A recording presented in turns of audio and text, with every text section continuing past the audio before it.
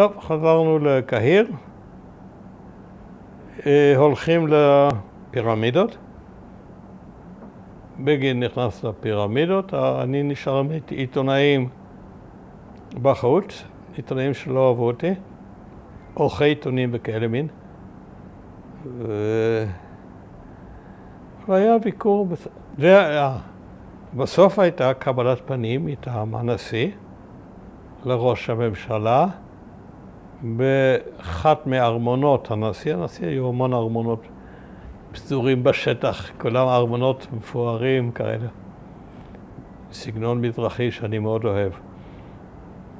אז לא רחוק בשדה התעופה בהליופוליס, מה שנקרא מסר אל-ג'דידה, מצרים החדשה.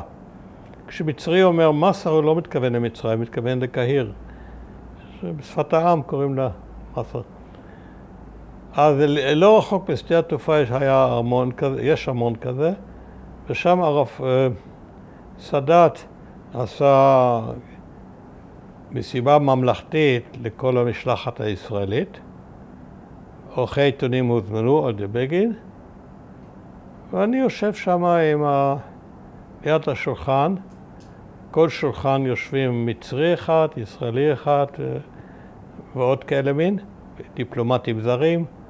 והארמון, בחצר של הארמון, בגינה, תחת כיפת השמיים, עם זקורים, הכי רומנטי, כמו באופרה של, אני יודע, עאידה או משהו.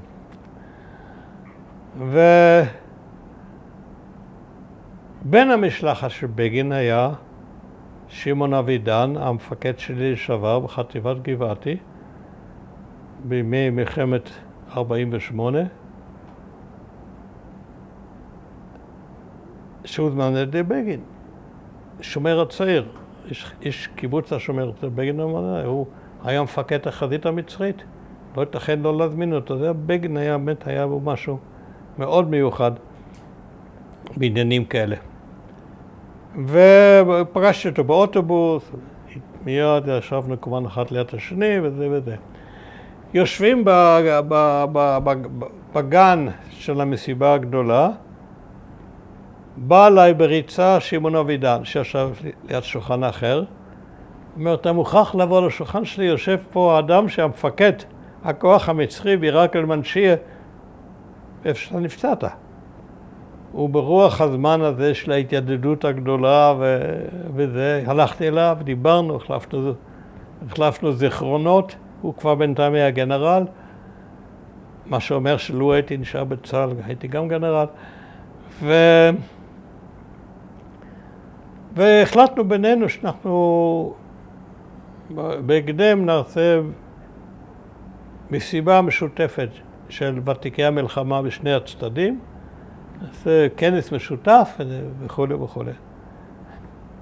לא יצא לפועל. וזהו, חזרנו הביתה, וזה היה... אחר כך הייתי מצרים הרבה פעמים. אהבתי, הייתי יחד במצרים, נכון? ותמיד אהבתי מאוד מאוד את מצרים.